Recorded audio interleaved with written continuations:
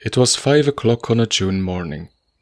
The dirty buff blind of the lodging-house bedroom shone like cloth of gold as the sun's unclouded rays poured through it, transforming all day illumined so that things poor and mean seemed to share in the triumphant glory of newborn day. In the bed lay a young man who had already been awake for an hour. He kept stirring uneasily, but with no intention of trying to sleep again.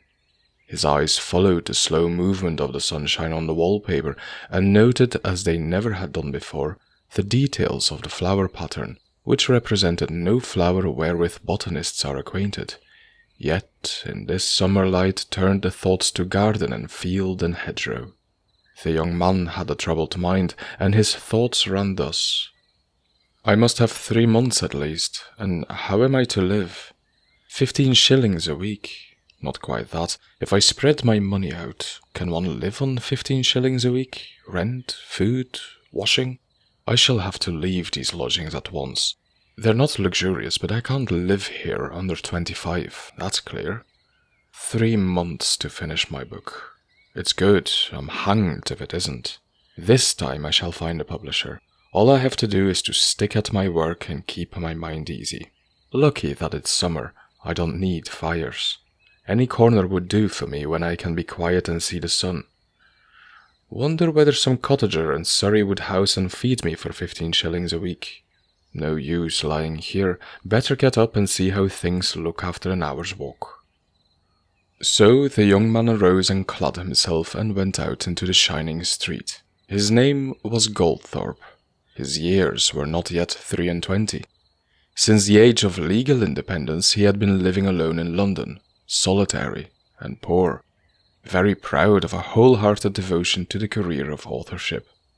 As soon as he slipped out of the stuffy house, the live air perfumed with freshness from meadows and hills afar made his blood pulse joyously. He was at the age of hope, and something within him, which did not represent a mere youthful illusion, supported his courage in the face of calculations such as would have dampened sober experience. With boyish step so light and springy that it seemed anxious to run and leap, he took his way through a suburb south of Thames and pushed on towards the first rising of the Surrey hills. And as he walked, resolve strengthened itself in his heart. Somehow or other he would live independently through the next 3 months. If the worst came to the worst, he could earn bread as a clerk or labourer, but as long as his money lasted he would pursue his purpose, and that alone. He sang to himself in this gallant determination, happy as if someone had left him a fortune. In an ascending road, quiet and tree-shadowed, where the dwellings on either side were for the most part old and small, though here and there a brand-new edifice on a larger scale showed that the neighbourhood was undergoing change, such as in our time destroys the picturesque in all London suburbs, the cheery dreamer chanced to turn his eyes upon a spot of desolation which aroused his curiosity and set his fancy at work. Before him stood 3 deserted houses, a little row once tenanted by middle-class folk, but now for some time unoccupied and unrepaired. They were of brick, but the fronts had a stucco facing cut into imitation of ashlar and weathered to the sombrest grey. The windows of the ground floor and of that above, and the fanlights above the doors were boarded up, a guard against unlicensed intrusion. The top story had not been thought to stand in need of this protection, and a few panes were broken. On these dead frontages could be traced the marks of climbing plants, which once hung their leaves about each doorway. Dry fragments of the old stems still adhered to the stucco. What had been the narrow strip of foregarden, railed from the pavement, was now a little wilderness of coarse grass, docks, nettles, and degenerate shrubs. The paint on the doors had lost all colour, and much of it was blistered off. The 3 knockers had disappeared, leaving indications of rough removal, as if, which was probably the case, they had fallen a prey to marauders. Standing full in the brilliant sunshine, this spectacle of abandonment seemed sadder yet less ugly than it would have looked under a gloomy sky. Goldthorpe began to weave stories about its musty squalor. He crossed the road to make a nearer inspection, and as he stood gazing at the dishonoured thresholds, at the stained and cracked boarding of the blind windows, at the rusty paling and the broken gates, there sounded from somewhere near a thin, shaky strain of music. The notes of a concertina played with uncertain hand. The sound seemed to come from within the houses, yet how could that be? Assuredly no one lived under these crazy roofs. The musician was playing Home Sweet Home, and as Goldthorpe listened it seemed to him that the sound was not stationary.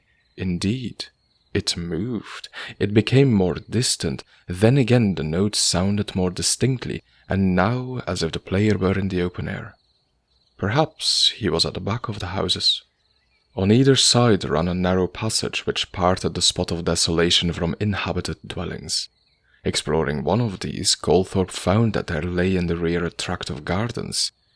Each of the 3 lifeless houses had its garden of about 20 yards long.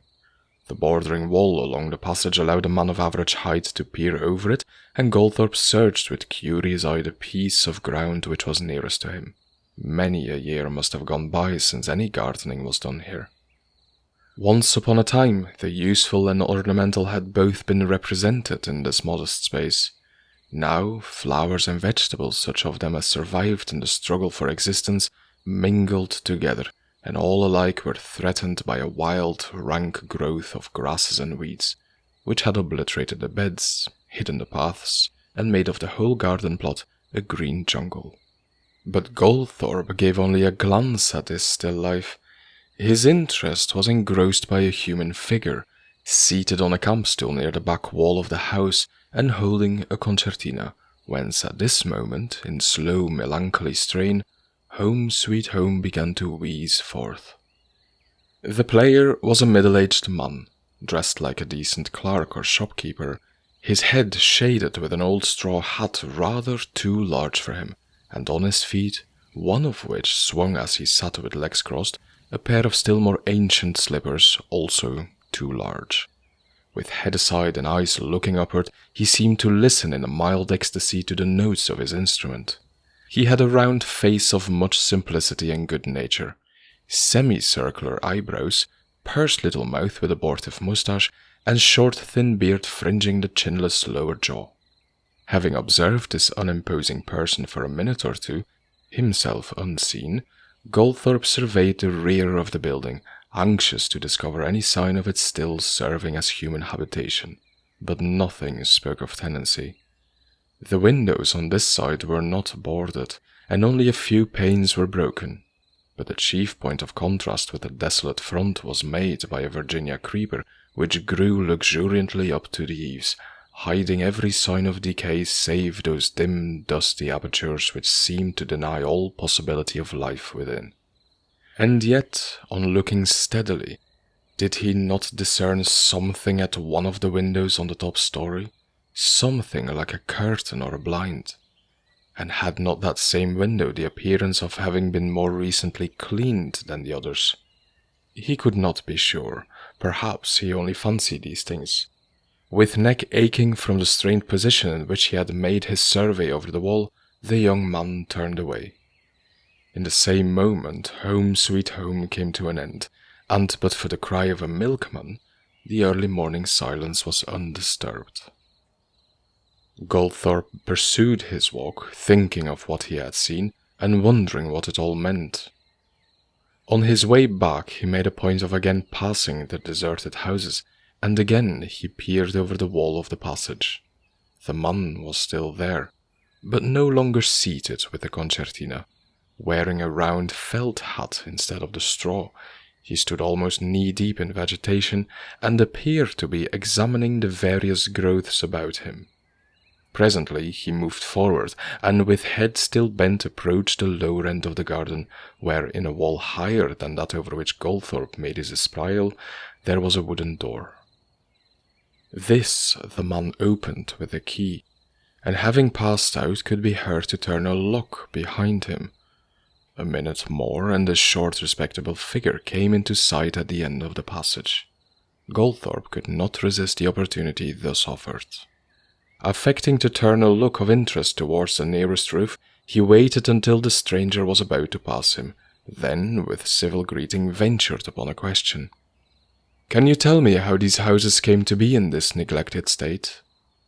The stranger smiled, a soft, modest, deferential smile such as became his countenance, and spoke in a corresponding voice, which had a vaguely provincial accent. "No wonder it surprises you, sir. I should be surprised myself. It comes of quarrels and lawsuits." "So I supposed. Do you know who the property belongs to?" "Well, yes, sir. The fact is, it belongs to me." The avowal was made apologetically, and yet with a certain timid pride. Goldthorpe exhibited all the interest he felt. An idea had suddenly sprung up in his mind. He met the stranger's look and spoke with the easy good humour natural to him. "It seems a great pity that houses should be standing empty like that. Are they quite uninhabitable? Couldn't one camp here during this fine summer weather? To tell you the truth, I'm looking for a room, as cheap a room as I can get. Could you let me one for the next 3 months?" The stranger was astonished. He regarded the young man with an uneasy smile. "You are joking, sir." "Not a bit of it. Is the thing quite impossible? Are all the rooms in too bad a state?" "I won't say that," replied the other cautiously, still eyeing his interlocutor with surprised glances. "The upper rooms are really not so bad, that is to say, from a humble point of view. I have been looking at them just now. You really mean, sir—" "I'm quite in earnest, I assure you," cried Goldthorpe cheerily. "You see, I'm tolerably well dressed still, but I've precious little money, and I want to eke out the little I've got for about 3 months. I'm writing a book. I think I shall manage to sell it when it's done, but it'll take me about 3 months yet. I don't care what sort of place I live in so long as it's quiet. Couldn't we come to terms?" The listener's visage seemed to grow rounder in progressive astonishment. His eyes declared an emotion akin to awe. His little mouth shaped itself as if about to whistle. "A book, sir? You are writing a book? You are a literary man?" "Well, a beginner. I have poverty on my side, you see." "Why, it's like Dr. Johnson," cried the other, his face glowing with interest. "It's like Chatterton, though I'm sure I hope you won't end like him, sir. It's like Goldsmith, indeed it is." "I've got half Oliver's name, at all events," laughed the young man.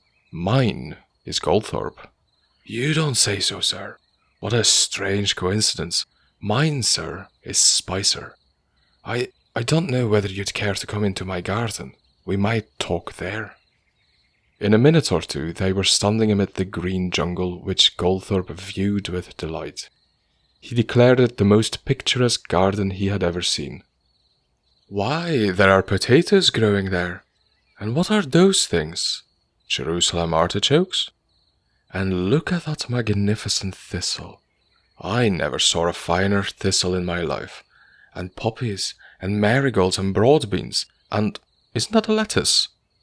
Mr. Spicer was red with gratification. "I feel that something might be done with the garden, sir," he said. "The fact is, sir, I've only lately come into this property, and I'm sorry to say it'll only be mine for a little more than a year. A year from next Midsummer Day, sir. There's the explanation of what you see. It's leasehold property, and the lease is just coming to its end. 5 years ago, sir, an uncle of mine inherited the property from his brother. The houses were then in a very bad state, and only one of them let, and there had been lawsuits going on for a long time between the leaseholder and the ground landlord. I can't quite understand these matters, they're not at all in my line, sir. But at all events, there were quarrels and lawsuits, and I'm told one of the tenants was somehow mixed up in it. The fact is, my uncle wasn't a very well-to-do man, and perhaps he didn't feel able to repair the houses, especially as the lease was drawing to its end. Would you like to go in and have a look round?" They entered by the back door, which admitted them to a little wash-house. The window was overspun with cobwebs, thick, hoary. Each corner of the ceiling was cobweb packed. Long, dusty filaments depended along the walls. Notwithstanding, Goldthorpe noticed that the house had a water supply. The sink was wet, the tap above it looked new. This confirmed a suspicion in his mind, but he made no remark. They passed into the kitchen. Here again the work of the spider showed thick on every hand. The window, however, though uncleaned for years, had recently been opened. One knew that by the torn and ragged condition of the webs where the sashes joined. And lo, on the windowsill stood a plate, a cup and saucer, a knife, a fork, a spoon, all of them manifestly new-washed. Goldthorpe affected not to see these objects. He averted his face to hide an involuntary smile. "I must light a candle," said Mr. Spicer. "The staircase is quite dark." A candle stood ready with a box of matches on the rusty cooking stove. No fire had burned in the grate for many a long day. Of that the visitor assured himself. Save the objects on the windowsill, no evidence of human occupation was discoverable. Having struck a light, Mr. Spicer advanced. In the front passage, on the stairs, on the landing, every angle and every projection had its drapery of cobwebs. The stuffy, musty air smelt of cobwebs, so at all events did Goldthorpe explain to himself a peculiar odour which he seemed never to have smelt. It was the same in the 2 rooms on the first floor. Through the boarded windows of that in front penetrated a few thin rays from the golden sky. They gleamed upon dust and web, on faded torn wallpaper and a fireplace in ruins. "I shouldn't recommend you to take either of these rooms," said Mr. Spicer, looking nervously at his companion.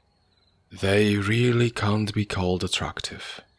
"Those on the top are healthier, no doubt," was the young man's reply. "I noticed that some of the window glass is broken. That must have been good for airing." Mr. Spicer grew more and more nervous. He opened his little round mouth very much like a fish gasping, but seemed unable to speak. Silently he led the way to the top story.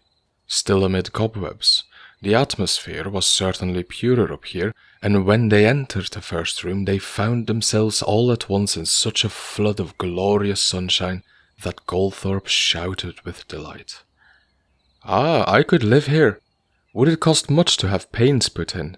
An old woman with a broom would do the rest." He added in a moment, "But the back windows are not broken, I think." No, I think not, no." Mr. Spicer gasped and stammered. He stood holding the candle, its light invisible so that the grease dripped steadily on his trousers. "Let's have a look at the other," cried Goldthorpe. "It gets the afternoon sun, no doubt, and one would have a view of the garden." "Stop, sir," broke his companion, who was red and perspiring.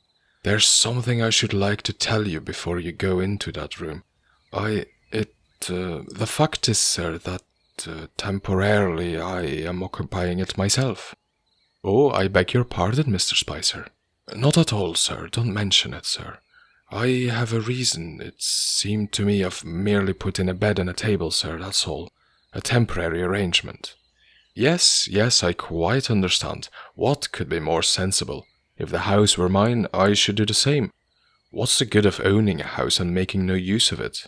Great was Mr. Spicer's satisfaction. "See what it is, sir," he exclaimed, "to have to do with a literary man. You are large-minded, sir. You see things from an intellectual point of view. I can't tell you how it gratifies me, sir, to have made your acquaintance. Let us go into the back room."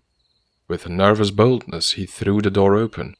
Goldthorpe, advancing respectfully, saw that Mr. Spicer had not exaggerated the simplicity of his arrangements. In a certain measure the room had been cleaned, but along the angle of walls and ceiling there still clung a good many cobwebs, and the state of the paper was deplorable. A blind hung at the window, but the floor had no carpet.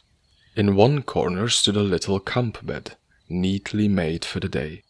A table and a chair of the cheapest species occupied the middle of the floor, and on the hearth was an oil cooking stove. "It's wonderful how little one really wants," remarked Mr. Spicer.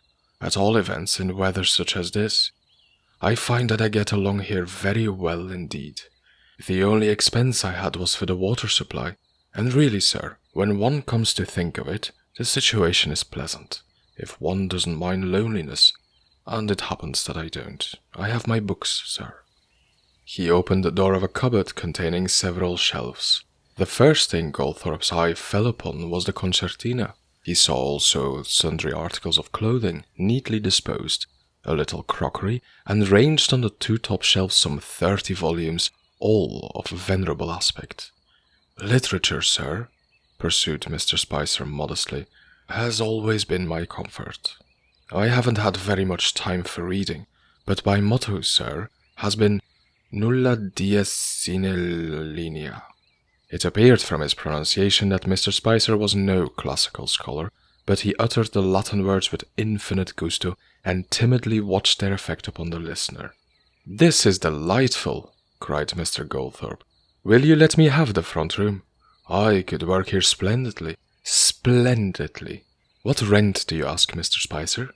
"Why, really, sir, to tell you the truth, I don't know what to say. Of course, the windows must be seen to.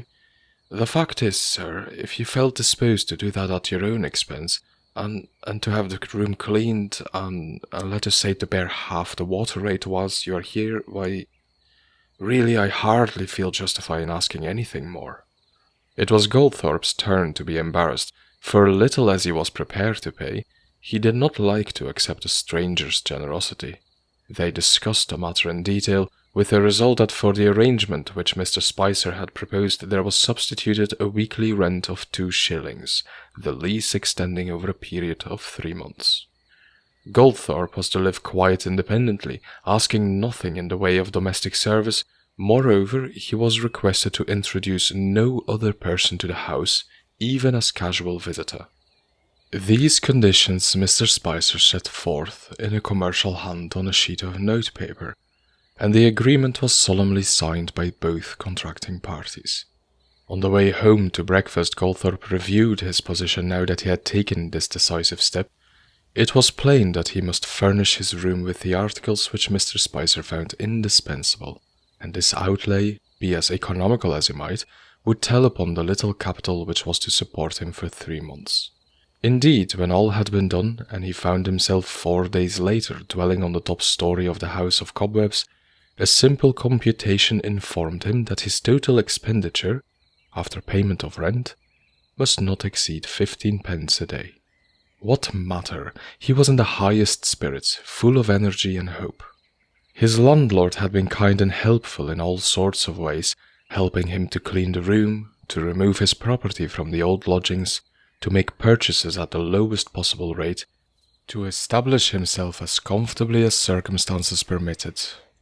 And when, on the first morning of his tenancy, he was awakened by a brilliant sun, the young man had a sensation of comfort and satisfaction quite new in his experience, for he was really at home. The bed he slept on, the table he ate at and wrote upon, were his own possessions. He thought with pity of his lodging-house life, and felt a joyous assurance that here he would do better work than ever before. In less than a week, Mr. Spicer and he were so friendly that they began to eat together, taking it in turns to prepare the meal. Now and then they walked in company, and every evening they sat smoking, very cheap tobacco, in the wild garden. Little by little, Mr. Spicer revealed the facts of his history.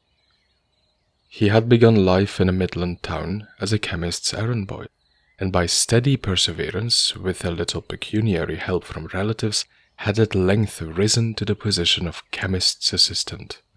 For 25 years he practiced such a rigid economy that, having no one but himself to provide for, he began to foresee a possibility of passing his old age elsewhere than in the workhouse. Then befell the death of his uncle, which was to have important consequences for him. Mr. Spicer told the story of this exciting moment late one evening, when, kept indoors by rain, the companions sat together upstairs, one on each side of the rusty and empty fireplace. "All my life, Mr. Goldthorpe, I've thought what a delightful thing it must be to have a house of one's own. I mean really of one's own, not only a rented house, but one in which you could live and die, feeling that no one had a right to turn you out. Often and often I've dreamt of it, and tried to imagine what the feeling would be like. Not a large, fine house, oh dear, no. I didn't care how small it might be, Indeed, the smaller the better for a man of my sort. Well, then you can imagine how it came upon me when I heard... But let me tell you first that I hadn't seen my uncle for 15 years or more.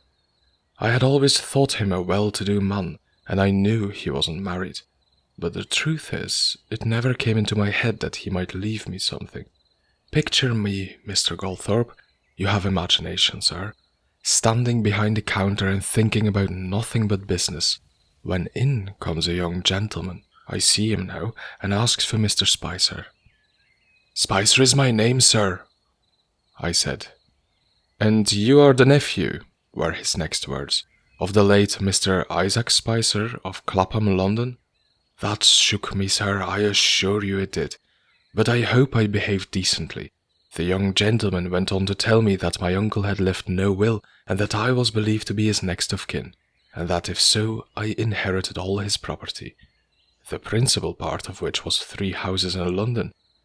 Now try and think, Mr. Goldthorpe, what sort of state I was in after hearing that. You're an intellectual man, and you can enter into another's mind. 3 houses! Well, sir, you know what houses those were. I came up to London at once. It was last autumn, and I saw my uncle's lawyer, and he told me all about the property, and I saw it for myself. Ah, Mr. Goldthorpe, if ever a man suffered a bitter disappointment, sir. He ended on a little laugh, as if excusing himself for making so much of his story, and sat for a moment with head bowed. "Fate played you a nasty trick there," said Goldthorpe, "a knavish trick." "One felt almost justified in using strong language, sir, though I always avoided on principle. However, I must tell you that the houses weren't all. Luckily there was a little money as well, and putting it with my own savings, sir, I found it would yield me an income. When I say an income, I mean, of course, for a man in my position. Even when I have to go into lodgings, when my houses become the property of the ground landlord, to my mind, Mr. Goldthorpe, a very great injustice, but I don't set myself up against the law of the land. I shall just be able to live, and that's no small blessing, sir, as I think you'll agree." "Rather, it's the height of human felicity, Mr. Spicer. I envy you vastly." "Well, sir, I'm rather disposed to look at it in that light myself. My nature is not discontented, Mr. Goldthorpe. But, sir, if you could have seen me when the lawyer began to explain about the houses, I was absolutely ignorant of the leasehold system, and at first I really couldn't understand. The lawyer thought me a fool, I fear, sir. And when I came down here and saw the houses themselves, I'm afraid, Mr. Goldthorpe, I'm really afraid, sir, I was weak enough to shed a tear." They were sitting by the light of a very small lamp, which did not tend to cheerfulness. "Come," cried Goldthorpe, "after all, the houses are yours for a 12-month. Why shouldn't we both live on here all the time? It'll be a little breezy in winter, but we could have the fireplaces knocked into shape and keep up good fires. When I've sold my book, I'll pay a higher rent, Mr. Spicer. I like the old house, upon my word I do. Come, let us have a tune before we go to bed." Smiling and happy, Mr. Spicer fetched from the cupboard his concertina, and after the usual apology for what he called his imperfect mastery of the instrument, sat down to play Home, Sweet Home.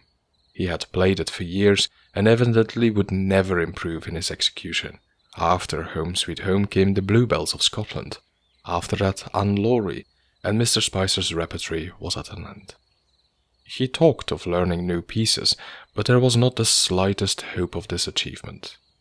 Mr. Spicer's mental development had ceased more than 20 years ago, when, after extreme efforts, he had attained the qualification of chemist's assistant. Since then the world had stood still with him. Though a true lover of books, he knew nothing of any that had been published during his own lifetime. His father, though very poor, had possessed a little collection of volumes, the very same which now stood in Mr. Spicer's cupboard. The authors represented in this library were either English classics or obscure writers of the early part of the 19th century. Knowing these books very thoroughly, Mr. Spicer sometimes indulged in a quotation which would have puzzled even the erudite.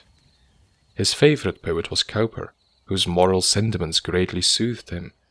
He spoke of Byron like some contemporary who, whilst admitting his lordship's genius, felt an abhorrence of his life. He judged literature solely from the moral point of view, and was incapable of understanding any other. Of fiction he had read very little indeed, for it was not regarded with favour by his parents.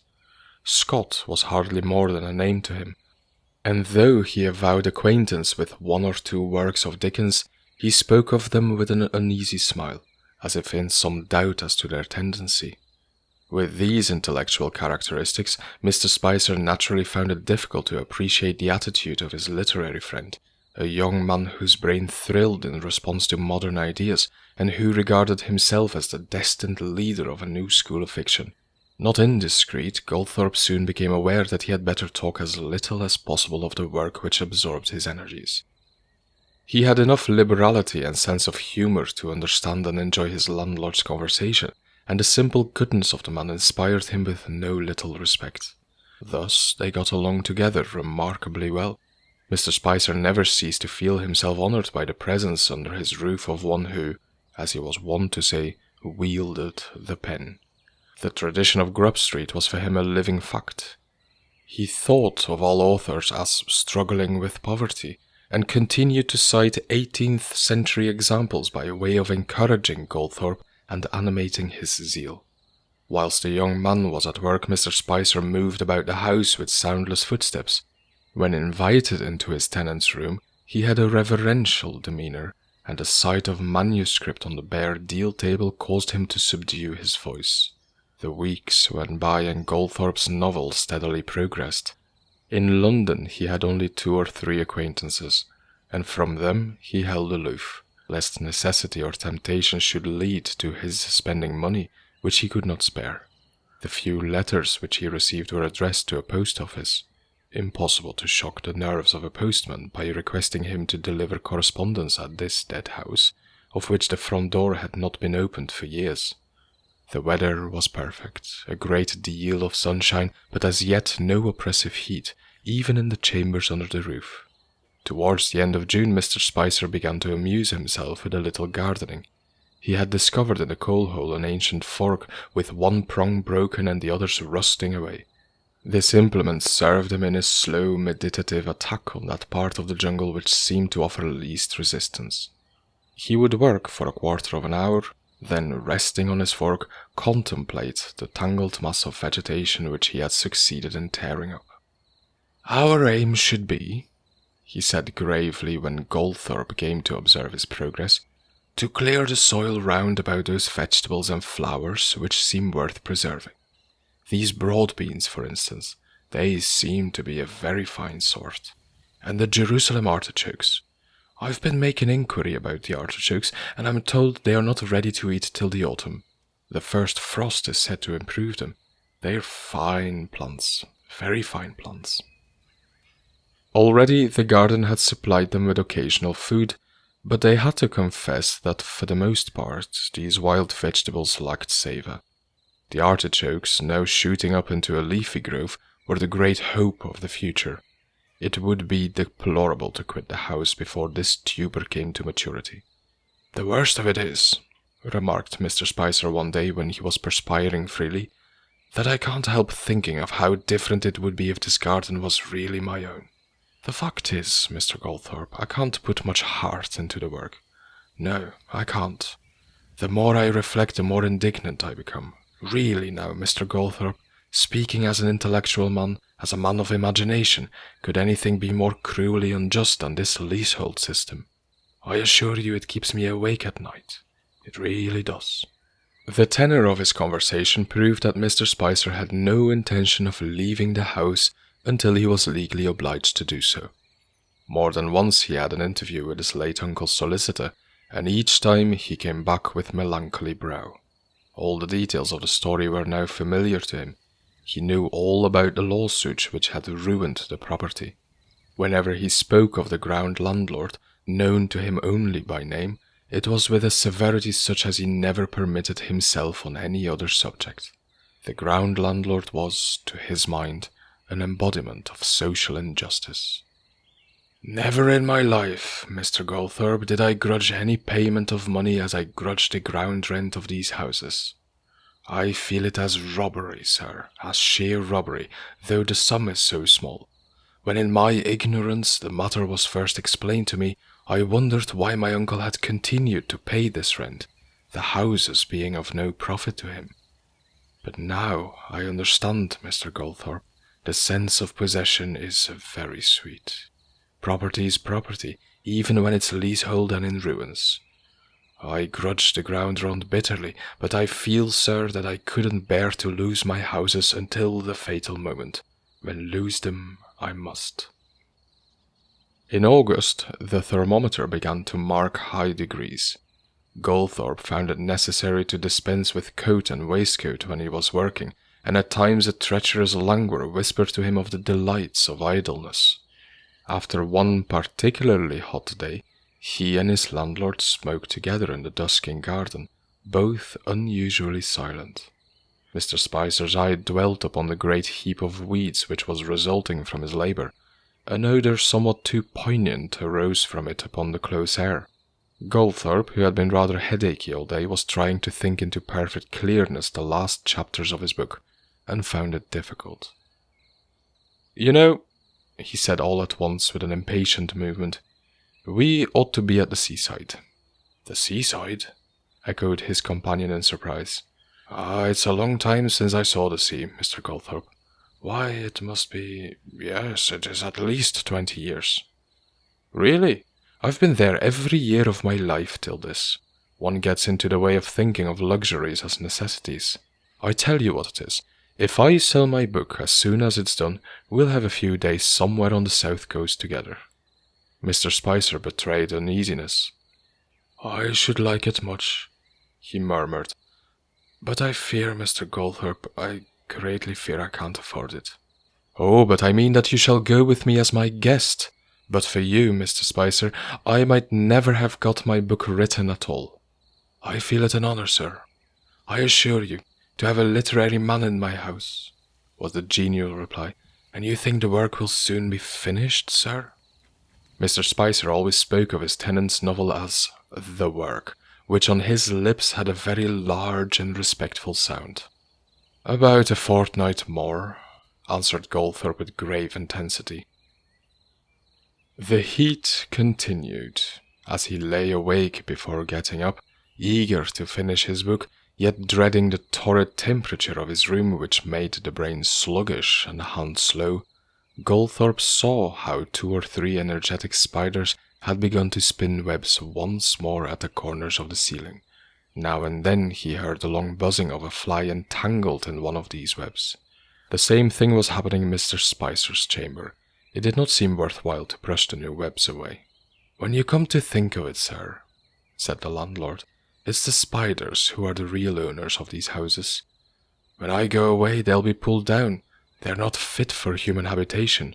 Only the spiders are really at home here. And the fact is, sir, I don't feel I have the right to disturb them. As a man of imagination, Mr. Goldthorpe, you'll understand my thoughts. Only with a great effort was the novel finished. Goldthorpe had lost his appetite, not perhaps altogether a disadvantage, and he could not sleep. A slight fever seemed to be constantly upon him. But this work was a question of life and death to him, and he brought it to an end only a few days after the term he had set to himself.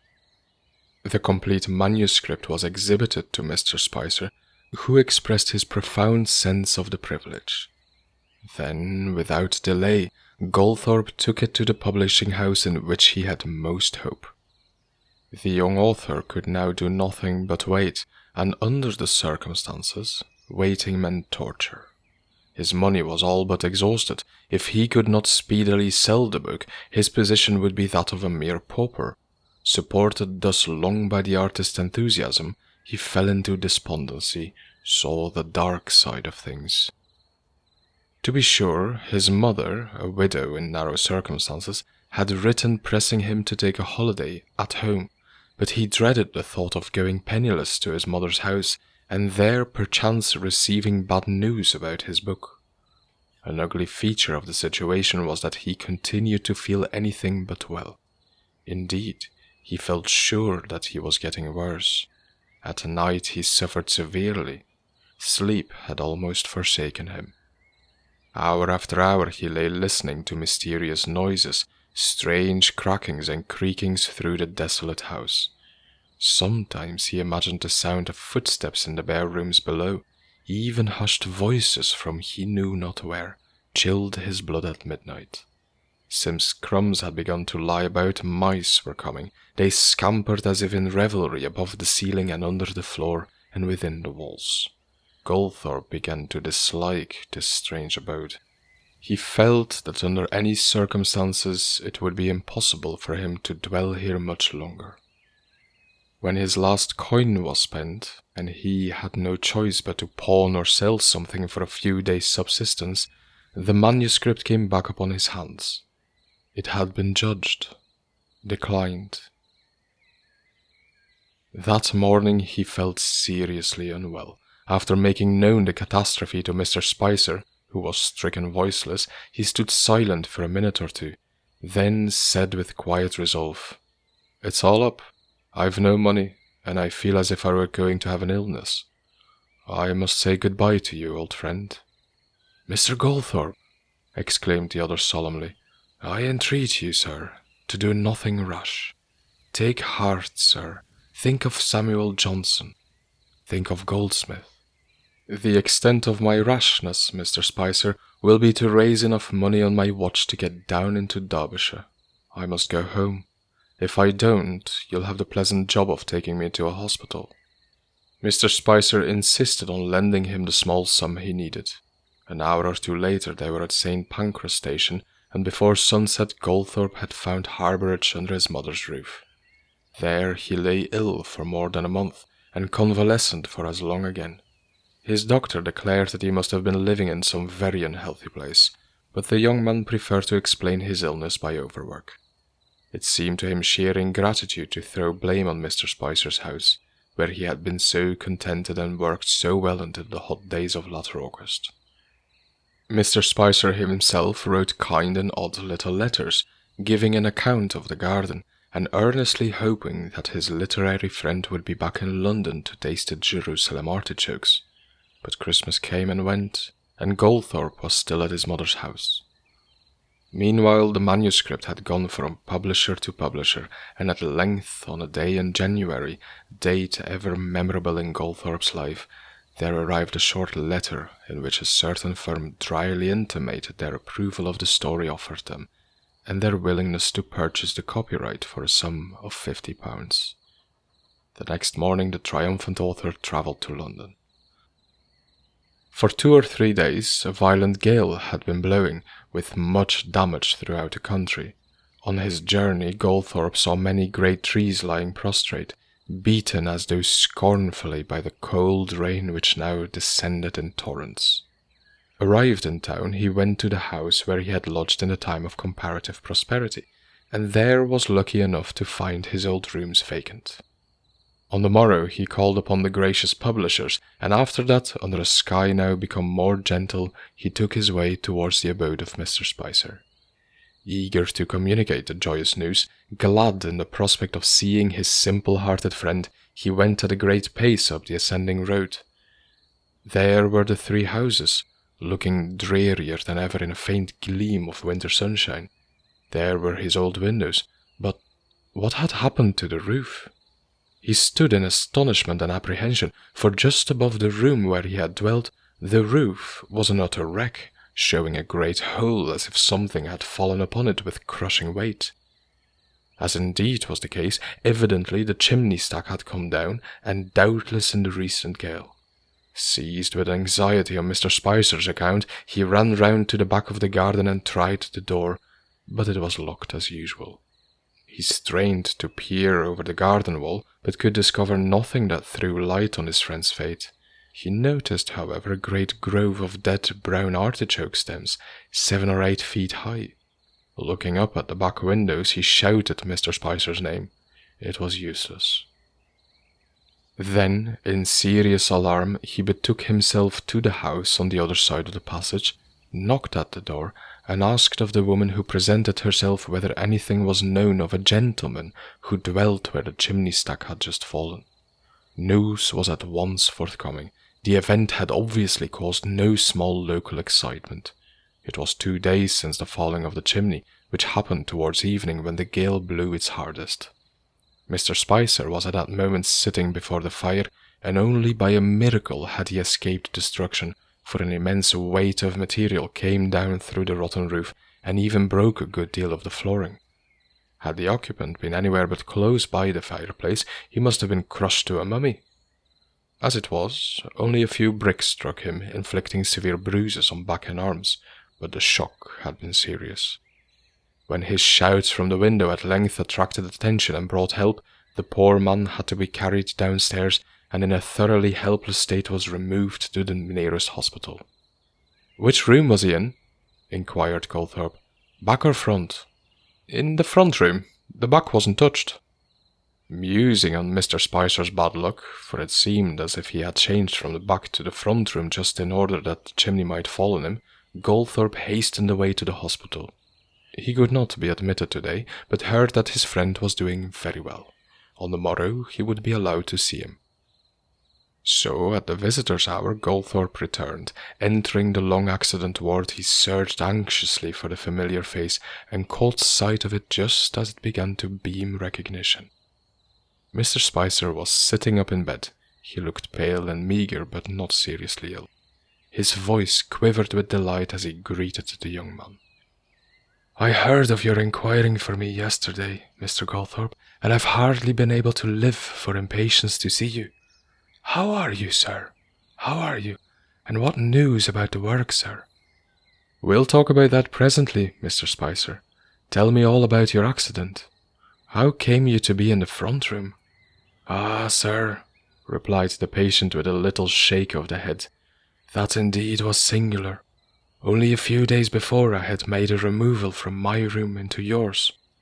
I call it yours, sir, for I always thought of it as yours, but thank heaven you were not there. Only a few days before, I took that step, Mr. Goldthorpe, for 2 reasons.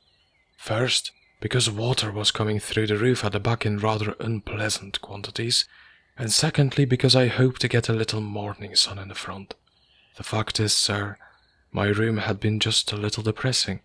Ah, Mr. Goldthorpe, if you knew how I have missed you, sir. But the work, what news of the work?" Smiling as though carelessly, the author made known his good fortune. For a quarter of an hour Mr. Spicer could talk of nothing else. "This has completed my cure," he kept repeating. "The work was composed under my roof, my own roof, sir. Did I not tell you to take heart?" "And where are you going to live?" asked Goldthorpe presently. "You can't go back to the old house." "Alas, no, sir. All my life I have dreamt of the joy of owning a house. You know how the dream was realized, Mr. Goldthorpe, and you see what has come of it at last. Probably it is a chastisement for overweening desires, sir. I should have remembered my position and kept my wishes within bounds. But, Mr. Goldthorpe, I shall continue to cultivate the garden, sir. I shall put in spring lettuces, and radishes, and mustard and cress. The property is mine till Midsummer Day. You shall eat a lettuce of my growing, Mr. Goldthorpe. I am bent on that. And how I grieve that you were not with me at the time of the artichokes, just at the moment when they were touched by the first frost." "Ah, they were really good, Mr. Spicer." "Sir, they seemed good to me. Very good. Just at the moment of the first frost."